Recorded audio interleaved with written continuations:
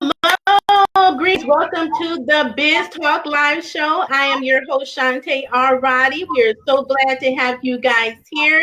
If you're joining us today, get excited because we have a special topic today. We have special guests. We have some super fantastic, powerful Black women entrepreneurs, and we're going to be discussing the topic of Black women entrepreneurs on the rise. Okay, so this is going to be a great topic for today. So sit back and relax. Please do drop your comments. If you do have questions during the show, we don't get to them. We always follow up after the broadcast of this show. If you miss the live broadcast and you come back for the replay, this is something that you don't want to miss. So you definitely want to come back for the replay. Just drop in the comments hashtag replay so that we know that you're here, and we will continue to engage with you guys after the show. So I just want to get right into it because I know it's a lot that we're going to be talking about. So I also encourage you to share this broadcast out to your profiles, to your communities. Bring other people in, other Black women entrepreneurs, other entrepreneurs that you know would benefit from the conversation. So again, share it out. So we want more people on board to get this knowledge that we're going to be sharing today. So with that said, I want to introduce our guests today and have them, in each of them, tell you who they are, what their companies are, and who they serve. So Maddie, we'll start with you.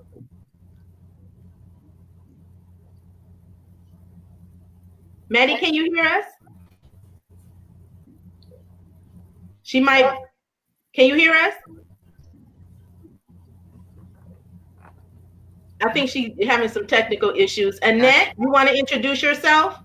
Sure. I am Annette, the Go Getter Morris. The name of my company is Go Getter LLC, and we work with women, predominantly with women ages 35 to 45, to help them to convert their passion into profit. So my goal is to help people to identify their God-given gifts and teach them how to monetize from it, so to convert it into an actual thriving business. Awesome. Wonderful. Avalaura? Yes, ma'am. I am Avalaura. I am a life coach and intuitive consultant and speaker, CEO of Avalaura's Healing Center. And I serve people who are very mission driven, who are purpose driven, who really want to live fully. But for whatever reason, they've achieved some level of success, but they're still unfulfilled. And that unfulfillment can come in their relationships. It could come in their career, their business, with their health, or maybe they just feel like they don't necessarily know who they are, or they're not living in purpose. And so my goal is really to help my clients from whole to wholeness in their life, their relationships, and their business and career. Awesome. Fantastic. Maddie, are you back with us? Okay, I'm just going to take it as you're talking to me, Shanté, because your screen went black. I can see everybody. My name is Maddie Crowley. I'm the owner-operator of Sankofic Journey. So at Sankofic Journey, I write and create Black History children's books. And I have programs such as the Inclusive Family Workshop Series. So that is for non-Black caregivers of Black children to teach them what happens in a Black child's life, and teach them how to do the hair, and we teach them how to do some soul food cooking. Awesome. So for those of you, thank you. We see you guys joining in. We thank you so much for being here. So that's just a little overview about our special guest that we have here today. Again, just to remind you that we're talking about Black women on the rise. And if you did not know, Black women entrepreneurs are leading in entrepreneurship. They are outdoing every other demographic as far as initiating, creating, and developing businesses. The growth rate, I think, may be even shocking for you because when I saw the numbers, I mean, I knew they were high, but between 2007 and 2018, the rise of the growth of the Black woman entrepreneur has been around 165% growth rate. So that is exciting news. I'm so excited about that. So, ladies, we are leading the way. Aren't we always? That's what we do. That's what we do. So, ladies, can you tell us a little bit about how you got started on your entrepreneurship journey? You told us a little bit about what you do, but tell us a little bit about how you got started and why. Well, technically, I started, and I think I've always wanted to the independence being an entrepreneur, but I don't think I would have started at the time that I started had I not heard from God, and it was like pressing on my spirit to start now. Because in my mind, I should have had like an exit strategy, a solid plan, some money in the bank, all that type stuff or whatever. But when God called, like none of that was in place. I didn't have an exit strategy. I definitely had no money in savings, no none of that. But I just had faith, and I heard Him, and so I just took the leap. It kind of moved forward from there. But I mean, it was a rocky start because I was literally operating in faith and learning everything as I went on the journey. But because I went through the bumps and nicks in the road, I'm able to help my clients to navigate that without having the same encounter. I just think that He sent me up on the rough side of the mountain so I can help other people to have those same experiences. I love that. Indeed. Avalaura? Yeah, I mean, I always say I am my client. So I'm very familiar with, who they are and what they're going through because that was me. My background is actually in social work and mental health and counseling, and that's where I started. And that was always the goal for me, was to be a counselor and was to help people. But what happened for me is I ended up in the traditional, if you will, social work mental health system. And I quickly found out that the system was not set up to help people heal, but really it was set up just to help people to maintain their dysfunction. And, I didn't get all that education, didn't get my master's degree, didn't go through all this stuff to help people just to, band-aid their lives and not really change. So really what happened is I got I started getting depressed. I was very unfulfilled in my job, feeling like I wasn't making an impact. I wasn't making a difference. And I could not do that within the system. And, so long story short, I pretty much just got sick and tired of being depressed and feeling like y'all not paying me enough. I'm not making an impact. Like, why am I here? What am I doing? But to everybody else, I had it all together. I was married. I had the house. I had, the car. I had all the outer trappings of success. But inside, I was really dying. I was suffering in silence. And, so I actually ended up going on this women's retreat, which was one of the best decisions that I had ever made, that really allowed me to reconnect to myself and get back to soulful self-care, as I talk about and I teach about. And I just had this experience where I literally had an emotional breakdown. That's what happened. I found myself on my hands and knees crying out to God saying, I can't live like this. This is not living. Right now, I feel like I'm slowly dying. I can't live like this anymore. I can't do this. You got to get me out of here. Yes. And that was just my prayer. I mean, just ugly cry, boo-hooing, broke all the way down. And so we talk about that, like sometimes you have to break down to break through. Yeah, absolutely. My experience. And so once that happened, I felt better until I realized I had to go back to work to Monday morning, and I had to go back through this whole, rat race. But that was life, right? And so I went back to work Monday, and my boss sits me down, calls me in my office. He says, "Avalaura, I love you. It's been great having you, but I gotta let you go." And I said, "Wait, what? Hold on, what?"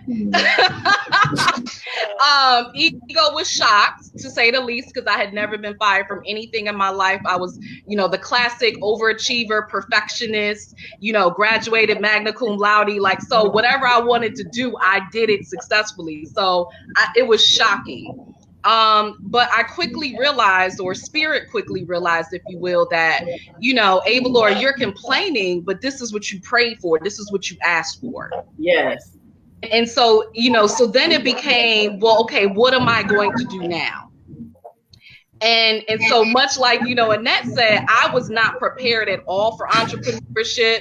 I knew that eventually at some point it was something that I would do just because of who I am and my personality. But at that time, I wasn't even thinking about that. But in that moment, when I decided, what am I going to do? I realized that the only way for me to serve my clients and serve people and make the impact that I wanted to make, that I had to open up my own business. It was the only thing that I could do, that I understood that healing had to be holistic, and you could not do it from the mainstream way that the mental health model was built, that it was not working for people. It was really failing people.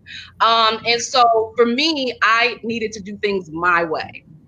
And so I took what I call my 6-month healing sabbatical, where I did my work. Who am I? Why am I here? I got coaching, I got counseling, all the things that I practice now. I learned Reiki, meditation, all the things that I infuse into the work that I do. And then after that 6 months, I opened up Avalaura's Healing Center.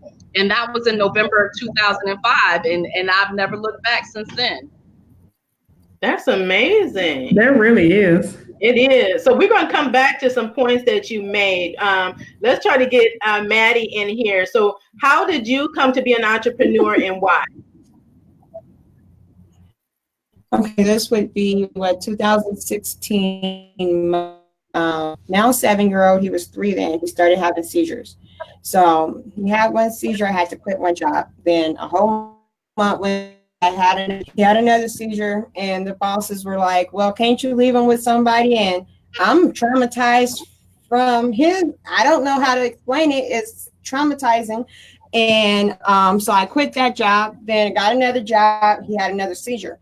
And then my his grandma was like, you need to stop working for people and work for yourself. And I was like, so I decided to publish a children's book. So a professor of mine, and she's my mentor, she's my everything. Our assignments was to take a 15-page term paper and turn it into a children's book. Everybody got their book back. So and Dr. Ray, where's my book? And she was like, what do you want to do with the rest of your life? What are you going to do with this Africana Studies degree? And I was like, I have no idea. And she was like, you should write children's books. And I was like, oh, you're crazy. And so I went home and I wrote Sankofic. And it was a joke. I wrote it. It came in my mind and went to the PAL, got working on getting the book published, and then started doing my freelance work. And then once I published the book, I opened Sankofic Journey, and then I added some products. Like everybody was like, where do you get your earrings from? They're from Africa. So I decided to open up African Journey. And then I have programs for inclusive families because I've run into people from inclusive families. And most of the experiences were negative. There were a few that were positive. The positive one was the one that put me in college. That's the one that inspired me to go. So I decided that it's a program that's needed, transracial adoption. Like if you adopt a child from Asia, you have to take a class every year. You have to keep up with that child's culture. And there was nothing, Black children being included into white families. So I created this series of workshops to just teach the parents and to help them and be a source of information and culture relevance for the child. That's amazing. So I'm loving these stories. And with one of the things that I'm seeing is a recurring theme. And is really why the majority of Black women has pursued with such drive the path of entrepreneurship. And it's what you went back to. So Avalaura, my situation was similar to yours when I left, right? I just felt like I was being called to something bigger and greater, that I was supposed to make a bigger impact on the world. And corporate America, as it was limiting my ability. So it was stifling me. And I'm a person, I don't like to be restricted. I like to be free to do what I was put here to do, right? And, a lot of times, well, often it's very restrictive. So Maddie, I can, I know there's people in the audience, women here that can relate to you. whether you have a sick child or you have somebody with special needs, or you're taking care of a sick parent or a sick grandparent, or you are holding down your household but taking care of nieces and nephews and other people in your family, which we tend to do. We're like we are the caregivers, like and the leaders in our family. So when you have those different things going on, you need to be able to do work that's impactful and that is also flexible, that can give you the ability to manage other life activities and challenges that we know come along. So and I just know that many women feel like in corporate America, especially Black women, that they often are left out. Like they don't always get the opportunities that others are given, that they're not moving up, that they're not able to be as impactful as they would like to be. So I heard that in some of your stories. Would you say that that's what you're hearing, like from other Black women entrepreneurs that you know personally? What has been some of those experiences that you've heard? Why they're starting, and then the real push for Black women to become entrepreneurs? I just think it's come a time people are ready to step into their greatness, and kind of tired of prostituting their gifts. I'll use, for example, I had 2 coaching sessions this week, and the first one Monday with a returning coaching client or whatever. She's very gifted with her hands. And so she's very gifted. Like the business that she works for, she's built up the clientele. She does the marketing. Typically, she makes the owner $200 an hour, right? But he pays her $19.34 an hour. So I was like, so she started. I want a nice car too. He has a Porsche. I said, well, you bought the Porsche, so I mean, you just don't ride it. You own a Porsche because you're paying for it for him, right? If you make him $200 an hour and he pays you $19.34, you're prostituting your gift. It's pretty much what it is. I was like, but that's the landscape of business, because he can't pay you what you're worth, because they be out of business. And so it's time for us to. And it's about literally like breaking the chains off the mindset, because she knows she has the gift. It's, I'm afraid to step out. I was like, what are you afraid of? You've built his whole business. Like every bit of clientele that comes in there, they come in there for you. You're doing the work. You've built the business. You've done the marketing. That's all it takes to build a business. You know what I mean? Everything that you did for his is what it would take for you to build your business. Aside from the fact that you're giving him $180 something back, at the end of every hour. But I was like, you literally can do it for yourself. But I mean, you've allowed fear to cripple your mind. And that's one of the things, like, I'm glad I heard Avalaura talk about it, because that's my background as well. I have a master's in counseling, but I don't, I somewhat believe in a profession wholeheartedly, because we don't address the real issues. We address illness. So we only address people in mental health capacity that have mental health illness, but everybody has mental health. You know what I mean? If you have a brain, you have mental health.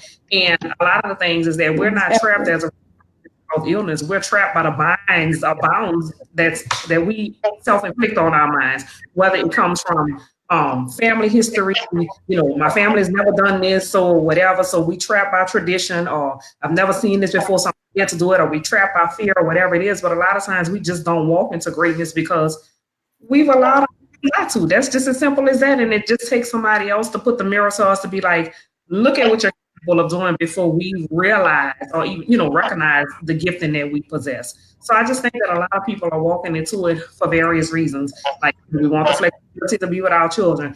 We don't want to be the man anymore. Or, I realize my gift, and I realize the monetary value that's attached to it. And yes, I can do this myself. So it's a lot of that. A lot of empowerment that's going on amongst women now that are allowing us to step out on faith. I love that. And I love how you talked about not letting fear cripple the mind, right? Because a lot of this is about mindset. Absolutely. And I like what you said about having the mirror. So having us up here is powerful in itself to show that it can be done. Because if we can do it, surely, audience, you can do it. Absolutely. Right? Absolutely. And prostituting your gift, that may sound harsh, but it's the reality of what it is. Because so many of us are getting paid pennies on our jobs knowing good and well we're running the business. Absolutely. And if we can run somebody else's business, we can and make them millionaires. We can run our own and make ourselves and help others like us become millionaires. So, very powerful. Yeah. Thank you. It was so interesting. So I want to read my Facebook post that I actually posted today. I post pretty much every day on all social media, Facebook, Twitter, LinkedIn, and I schedule my posts. But this is how you know when you're in the flow, when your posts resonate with something that happens during the course of your day and you could not have planned it. So my post today was living in purpose is contagious. When you out there living your best life, you show your sisters it's possible to give them permission to do the same. When you shine, I shine. And so that was my post today. And that is the energy that I see from my clients. I really believe that like attracts like. I mean, the law of attraction is real. You attract who you are. And so I tend to attract a lot of people who really do want to live in purpose. They do want to make an impact. They do want their legacy to carry on beyond them. They just don't want to, work a job, have this humdrum routine of working a job, coming home, going to sleep, working a job, coming home, going to sleep. They want to make an impact. And what's really interesting, or what I've seen personally, is that when I first started my business, most of my clients were white. Not most, all were white. Right? And that was because, I really infused the counseling and the life coaching with the holistic, so with the Reiki and the dream interpretation and chakra balancing. And back then, Black folks were like, oh no, I don't know what that is, or that's against my religion, or I can't do yoga, I can't meditate, I open myself up to spirits. It was, all this kind of misinformation going on. And now, backtrack, we're looking at 14 years later, all of my clients right now are professional Black women. So it's really shifted, and the majority of them now coming in are millennials. So where before most of my clients were in their 30s to mid 50s, now most of my clients coming in are in their 20s and early 30s. So it's really shifted. And the millennial mindset, if I speak to that, is really that I'm not going to be like my parents. That's right. I'm not going to wait till I get into my 40s and 50s and 60s and realize that I'm unhappy. I'm not going to work a job for 30 years, right? You can't even work a job for 30 years anymore. It's not going to be there. Right? So I'm not going to work this job that I don't care about for 30 years just to pay the bills, just to take care of my family. I want to be happy. I want to have peace. I want to have fulfillment. I want to live my best life. So if that means backpacking across the world, or, traveling or writing or whatever that is, I'm going to do that. And I'm going to take the time right now while I'm young to figure that out. I'm not going to keep this corporate job just because I'm making a lot of money and like Annette's going to prostitute myself. I'm going to get out there and live my best life and live fully right now. Right. So that's what's happening right now. And what I love is that they are willing to say, Avalaura, look, I know that I'm not there yet. This is what I want. Help me to do it. And I'm willing to invest in myself to make sure that I do that now while I'm young, while I can get it, so I can relive the rest of my life. Absolutely. Yes, absolutely. And my thing is, I've done what I do all my life. When I was a little girl, I was a Sunday school teacher at 7 years old, and I had a house cleaning business. So they paid me $5 an hour to clean up their houses, and I cleaned up their houses. By the time I was 13, I had a babysitting business. In my early 20s, I used to make jewelry. I used to have the patience to feed and stuff, and then get out there in shows and sell my stuff. And so when my son started having seizures, and she mentioned it wasn't new to me. And once I got into it, he hasn't back to a job. He gonna siege. So no job for me. So I think, everything I've done is I've been living in my purpose, but I've been training all my life for what I do. I've been training on how to teach kids. way to give back to the world. It's my way to contribute something that's good and positive and straight. And it's right and wrong. Like, I tell real history. I don't tell what they want us to know, and I don't repeat. So I don't like all the repetitive stuff. So I go beyond America. I go to Africa. We go to Jamaica. We go everywhere because Black history is world history. And so living in my purpose has been one of my strongest attributes, and it's guiding me so far. And also I fear a lot of things, but I don't allow fear to stop me. So if I'm fearful of something, I keep walking through it, because there's got to be something at the end that's going to be rewarding once I get against my fears. Yes, I love that.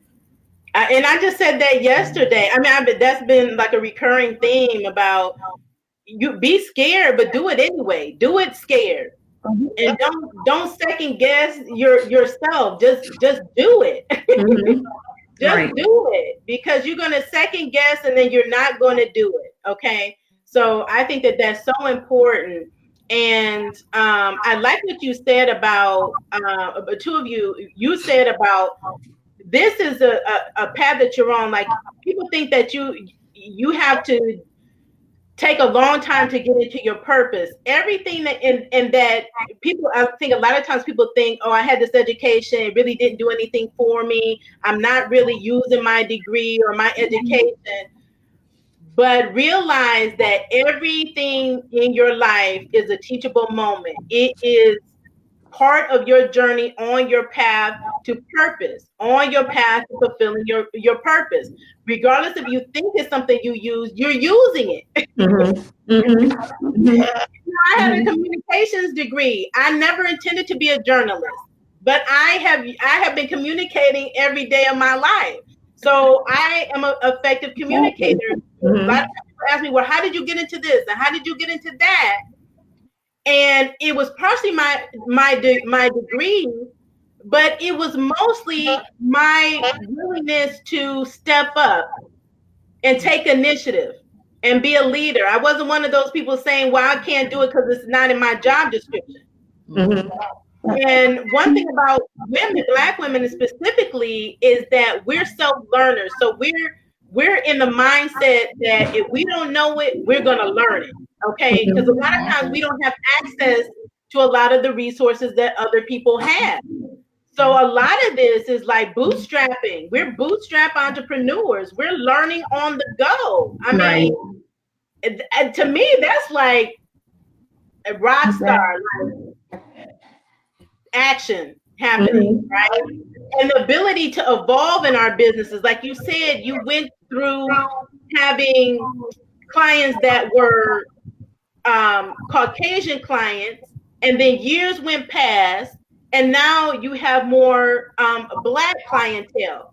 So you weren't holding yourself back because a certain demographic didn't respond to your business. Absolutely. We can't hold ourselves back because a certain population isn't responding. Find the people that are responsive, because they're out there.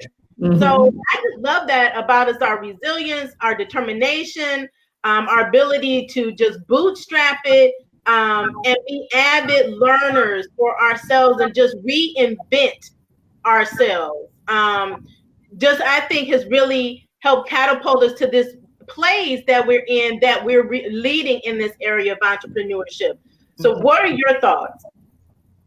I just want to quickly say, Shanté, I'm so glad that you use the word bootstrap. I actually used to have a live streaming show probably about 2 years ago now called Boot to Boom. And it was based on that premise, from bootstrap to booming. And we interviewed successful entrepreneurs, and basically, you know, our whole goal was to tell their story and to get the behind the scenes about how they did it. Right? Because we recognize that, you know, like we're talking about, entrepreneurship is very glamorized, right? Yes. Everybody wants to be an entrepreneur. And what happens is, you know, there's a lot of perks to be an entrepreneurship. I love it. I control my time. I get to wake up when I want to. I get to schedule my clients and my meetings and my appointments when I want to.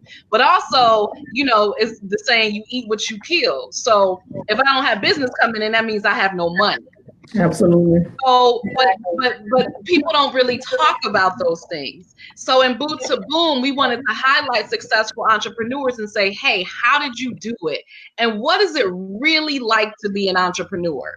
You know, what is it? What did you really have to go through to be successful? What sacrifices did you have to make? What mindset shifts did it take? What did you have to release, you know, in order to get to this place? Because a lot of Black people, we don't come from a background of entrepreneurship, unfortunately. So most of us, we are the first, right? Yes. Now family is looking at us like, what you doing? Why you don't have a job? You know, in my case, my parents, you got a master's degree. Why you get rid of that good government job?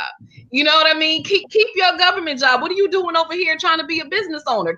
You want your 401k and your health insurance and all of this. So, you know, we have to let that stuff go, right? Because that's how we've been trained and how we've been conditioned. But I'm glad that you said that, because most of us do start from nothing. We don't have anything. We don't have, we don't have families leaving us inheritance where we can start off, say, oh, I have $30,000, $100,000 to invest in my business. It really is bootstrapping. We are starting from nothing and we are creating as we go. Mm-hmm. Mm-hmm.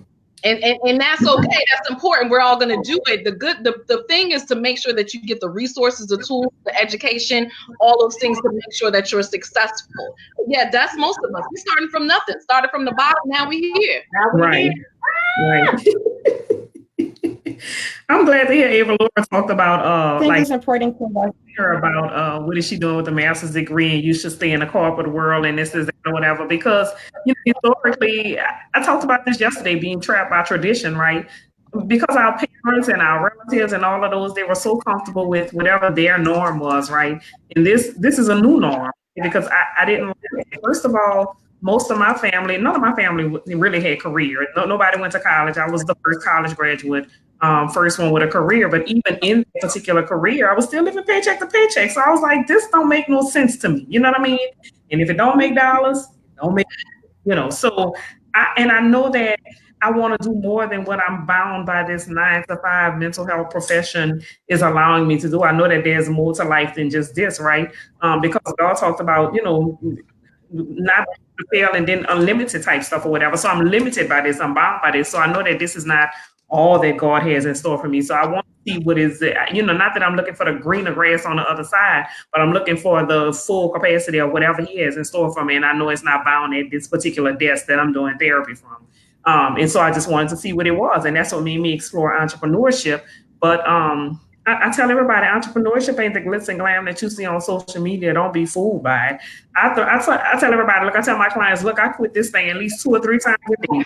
I be trying to give God my peace slip, and He just keep giving it back to me. He just don't listen. I be like, look, I quit. He give my pink slip back every time. I throw in a towel, He throw it back at me. So I just be like, He just ain't gonna let me give up on it.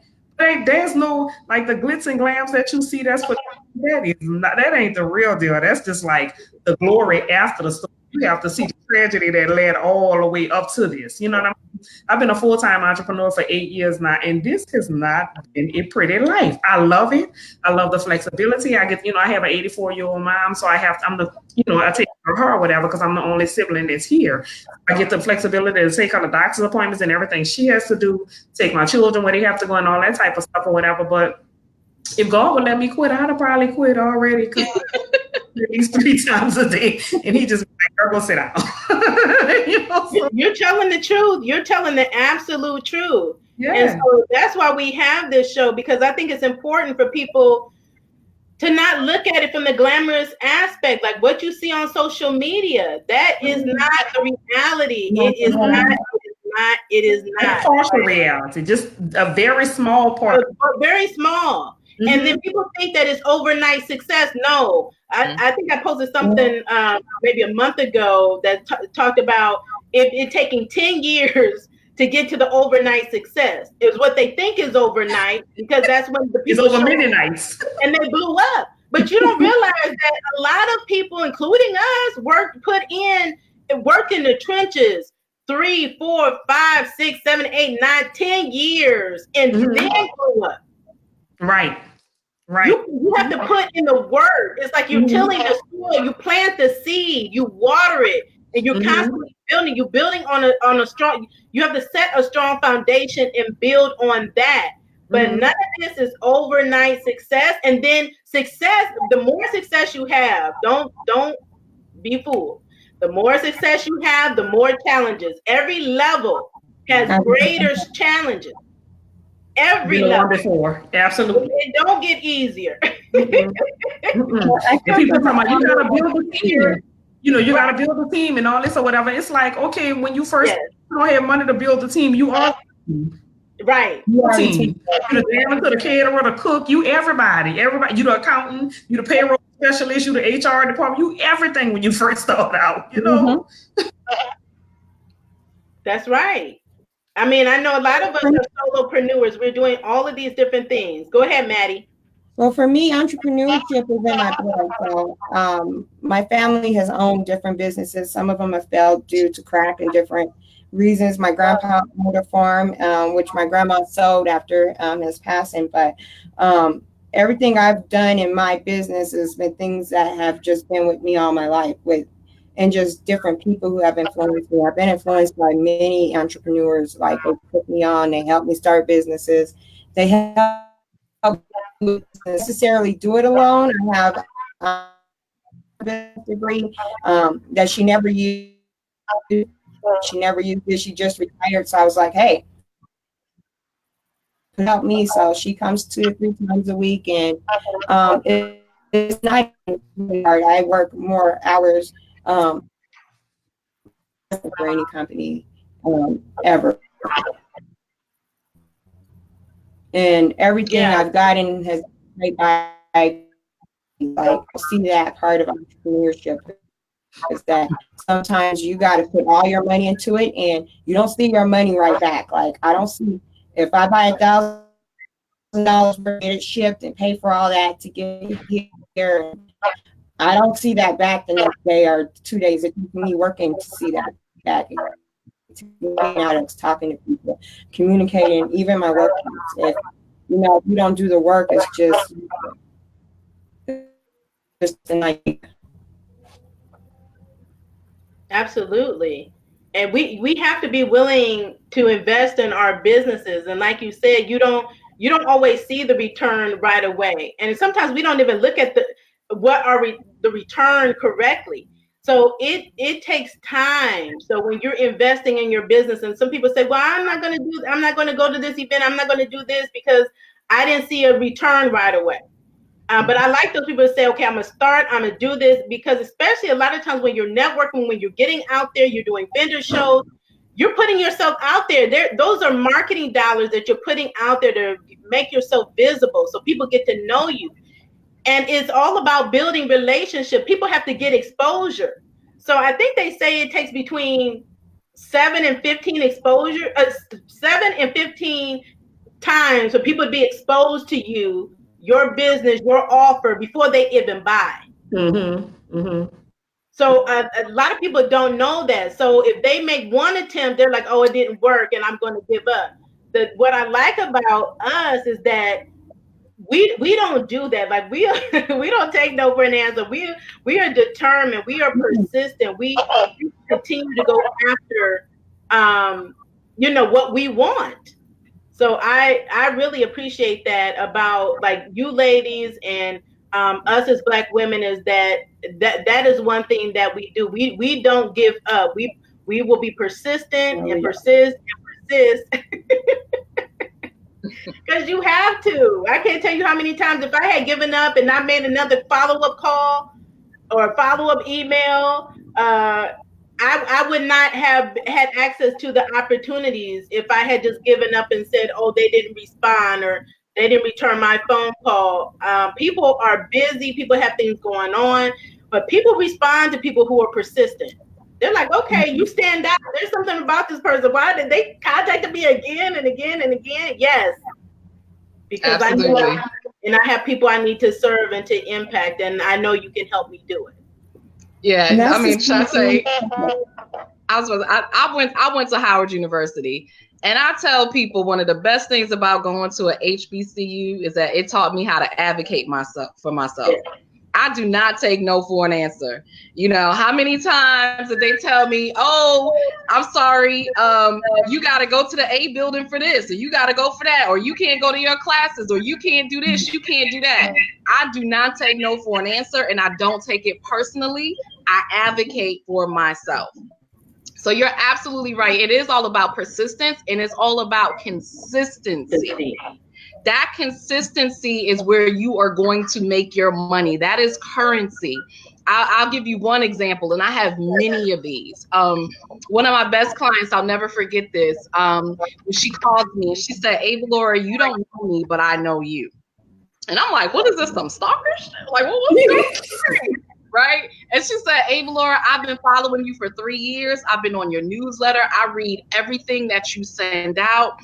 And I love what you're doing. And I'm finally ready to work with you. And I was like, wow, 3 years.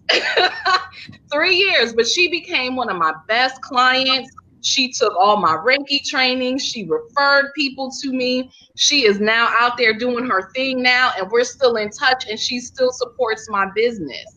So you're absolutely right. It is all about that consistency. It is about relationship building. I can't tell you the number of people I've met at, you know, when I was speaking somewhere or networking, and I took it further and said, hey, let's do lunch, let's do coffee, met with them.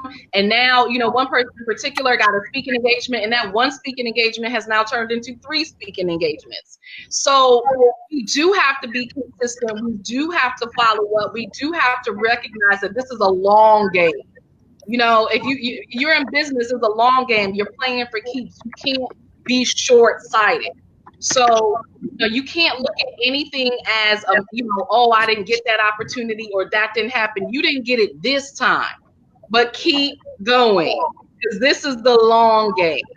And, you know, I tell all my clients, I tell everybody, if your mind ain't right, your business ain't tight. That's right. All mental. It very much is mental, and you get to choose how you look at what is happening, what your experience is. So I don't choose to look at something as, oh, I didn't get that contract, or I didn't get that client, or I didn't get that speaking engagement, or I didn't get that opportunity. I choose to look at it as that wasn't my time, or there is something better for me. So I'm going to keep doing my thing and position myself for what is to come. I love that. Yes. And when it comes to products, there's like something similar. Like I've had necklaces like this past Saturday. I sold a necklace I've held on to for a year. Like other necklaces sell off the rack, and I'm like, oh yeah. And this one necklace, sometimes I would take it to show, and sometimes I wouldn't because it didn't sell. And I had made a commitment to myself to just put all my items out there. I paid for them. Someone's gonna like it. And this week, a lady walked up and was like, oh, this matches my shirt, and here you go, your $40. And like, you know what? It was worth that year's wait, you know, and that's to people with products. If you have a product, believe in yourself, believe in what you're selling, and believe in it so much that it does sell, because your mind is your biggest enemy. And absolutely. And you're in giving up, you just don't give up. I don't care if it sounds like the dumbest idea in the world, and people say, keep your idea, keep working, and get out, because what is unattractive to one is like gold to the other. So, you know, you have to, you know, make sure that you keep that in mind, and you check my thoughts. If I'm starting to have, hey, where are we at, and why are these thoughts coming here, and how do we change them around? So yeah, and that's like combat every negative thought with 3 positive thoughts. Whatever it is that you have to do, you've got to stay focused on that. And yeah, with they're going to take time to set up, but who you are, and they'll sell, because I can sit up one day and no money at one show, go to the next, and yes. I experienced that before. You know, stay consistent, believe in your product, believe in what you do, and don't let anything or anybody take that from you, because your thoughts are your investment too. I think that's the biggest thing yourself, is what you think about yourself, but think about and how those thoughts manifest into reality. I just wanted to expound on what Maddie was saying about, sometimes our ideas sound foolish to other people. And I tell my clients, because, a lot of times when God shows us things, we want to share with other people so people can share in the enthusiasm and everything. But God gives us the spirit of discernment for a reason. Like some things you just can't tell other people, right? And I tell all of my clients, like visions are not universal. Like God did not put this on a big screen. He had laser focus and he gave it to you.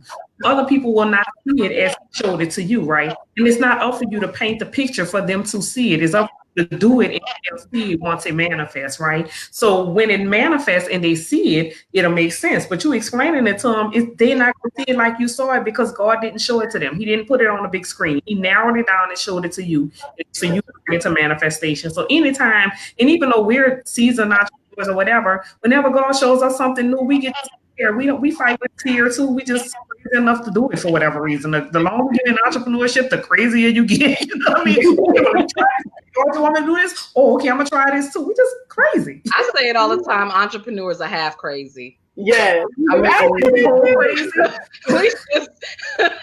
Yeah. People like, Avalaura, you can't say that you're in mental health. Yes, that's why I can't say it. You're half crazy. That's why I understand you. Right. There's a thin line between genius and insanity, Absolutely. Right? And we're willing to do those crazy things. We are big risk takers. That's why I tell people, like, don't be upset about failing. Like, understand that in order to fail, that means you had to start. That means you are an innovator, you're a creator, you're a trailblazer, you're a trendsetter. But you failing no matter what, because if you sitting still not doing nothing, you still failing. Right. So fail up or fail down, whichever it is, you're gonna still fail at something. Exactly. So you can't avoid it, right? You just it's lessons. It's a step of the process.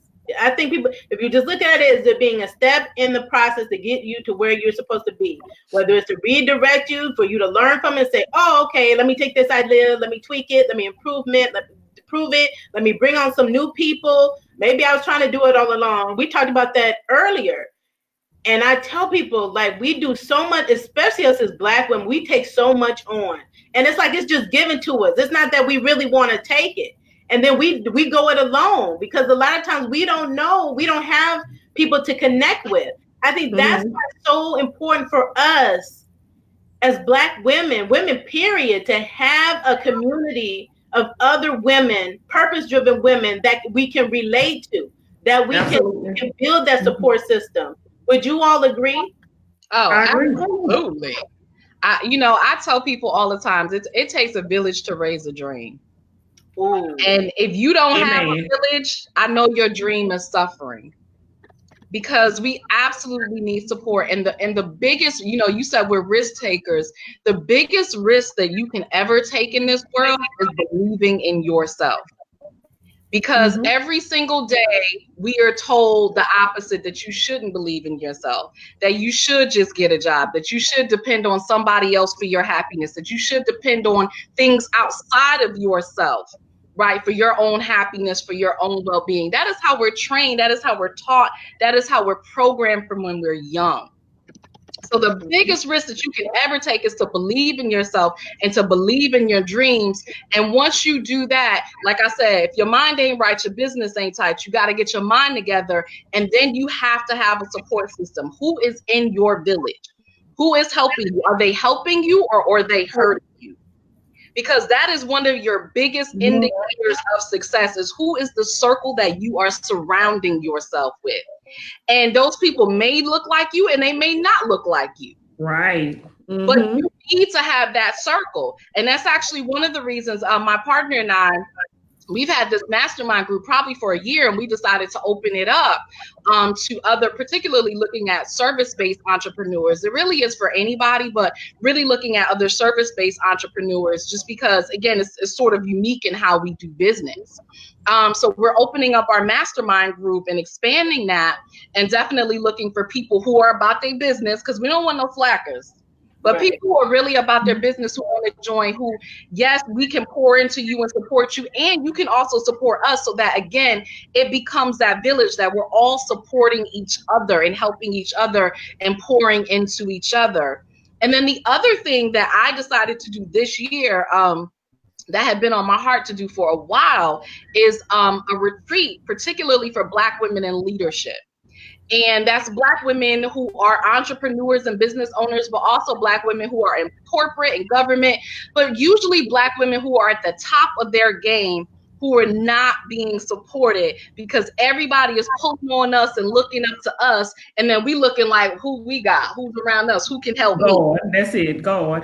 I trust, because everybody's looking at me like I got it all together. So I can't trust them. I can't tell them what's really going on with me. I have to have this image. And so I started, we have the Unwind and Unplug retreat, and we're actually going to Spain in October. And I'm really excited about this retreat because it's really a week for women to just be you, to unwind, unplug, to network with other women, to be poured into, you know, and to really just get that time and opportunity to tune out everything else that's going on in the world and focus on you. I love it. I love it. That is so good. So our time is winding down. Before we, and I'm sure we're going to have to do like a part 2 and maybe a part 3 of this, because this is really good, audience. I hope you're really benefiting. I wanted to talk real quickly, and then we'll expound later, but of some of the challenges that are unique to Black women. And one thing, some of the things that I speak on often, and not just speak on it, but trying to help bring women together to come to bring some solutions.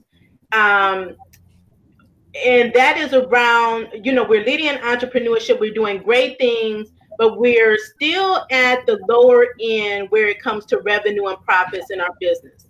We're at the very lower end compared to other women, compared to other groups, period. We're at the low end. And we do a lot. We have so much going on.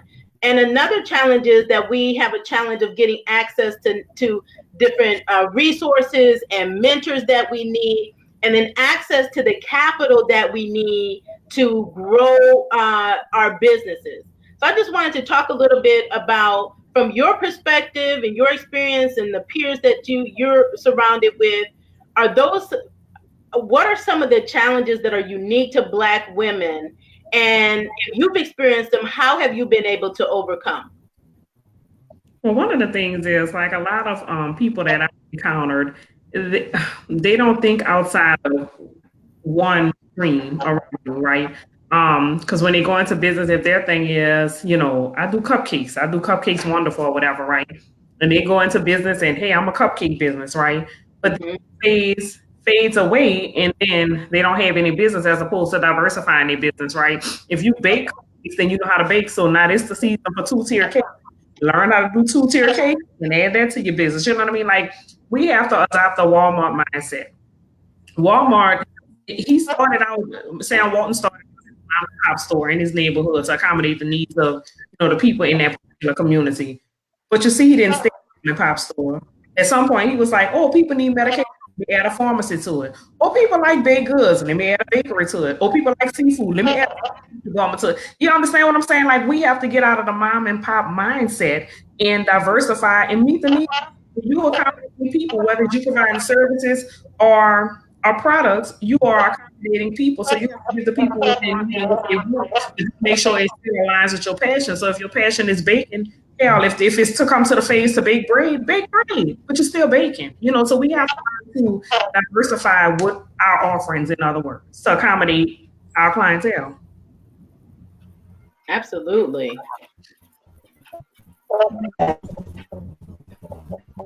So that, I love that you said that we have to diversify, and I put that actually up on the screen because I promote that all the time. Advocate for entrepreneurs to create multiple streams of income. And I like how you broke it down, because a lot of times we're challenged to understand, well, how can we have multiple streams of income without overburdening ourselves and working harder? No, it's not about working harder. It's about working smarter, working less, and being able to achieve more and bring in more income. And that's passive streams of income, and diversifying your business model so that you can better serve your clients, better impact them, and make more money doing it. So like you said, if no matter what business you're in, businesses are seasonal. They have ebb and flow. So nobody is at high all the time. So like if you're in a consultant and maybe certain time of the year, or maybe first 2 years or whatever, you're doing so well. And maybe then that plateaus. Well, what else are you going to do? What other services? Or can you add on to that? Like, can you start training, teaching, offering courses in what you do? That's one thing that's overlooked with a lot of entrepreneurs, is using the knowledge, the expertise that they have, and teaching others to do it. Right. Yeah. Teaching others to do it. That's another stream. Yeah. Right? I absolutely agree with that. And you're right. Like, my primary work that I do is really life coaching that and infusing my background of mental health with that. But also then taking the holistic and, offering Reiki and chakra balancing and dream interpretation and teaching meditation. And then one of the things that I've done that has, really served me well is teach Reiki. So I have a lot of other people who come to me just to learn Reiki. They may never utilize my services, but they come to me to learn Reiki. So I might have other mental health professionals who say, hey, I want to offer holistic services to my clients as well. So I'm going to come learn Reiki from you. And so again, that becomes another stream of income that I can now offer. And I'm working with these people who are, are doing similar work. And some people would say, oh, that's competition, but they're not competition. They're coming to me because I'm an expert in this holistic realm. So I'm going to learn that from her. I can't serve everybody, and I'm going to offer that in my business. And I'm totally fine with that. Yes. I have no thing about it. Right, because what that does is that lifts me up even more as the expert. That Avalaura is the go-to if you want to learn Reiki.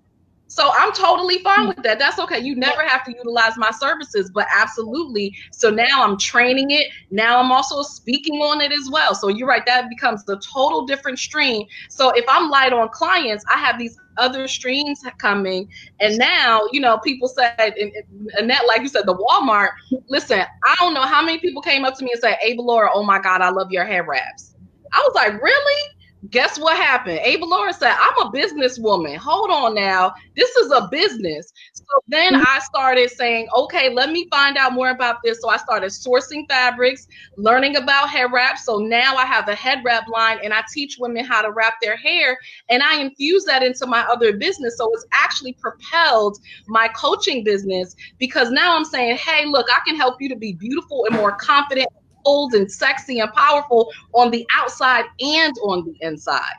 So everything, if we're in purpose, if we're in the flow, everything becomes a stream of income, and it all works together. That's right. Oh, that's so good. Because I asked you when we were getting ready for the show, I was so attracted to her headpiece, and I was asking her questions about it. You guys, wear your products. Yes. Okay.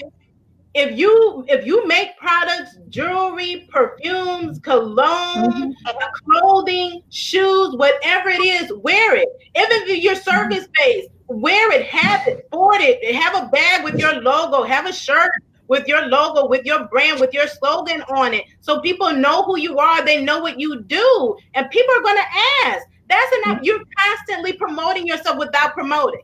You're not even opening your mouth, right? But people are going to see it. People are going to take notice. They asked about it, and you have to just be ready to respond and to act. Right? Oh, yeah. Absolutely. So this has been such a great conversation. So for sure, we're going to work on bringing you all a part 2. This month in August, I'm gonna try to get a part 2, because there's still much more I want to talk about. This has been a wonderful show. Audience, I see you guys out there. I hope you enjoyed the show. We see your comments. We love you so much.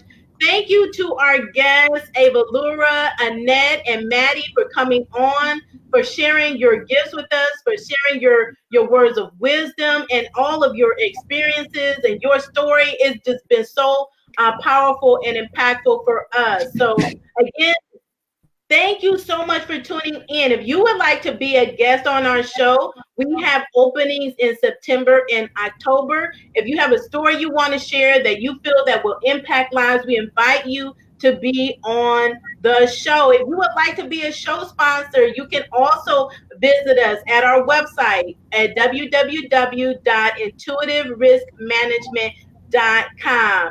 Thank you guys so much for tuning in. Meet us here next week, Thursday at 1 p.m. Eastern Standard Time, where we will bring you a new guest and a new story. Until then, continue to pursue your purpose and dreams. Bye. But God bless. Have a good one.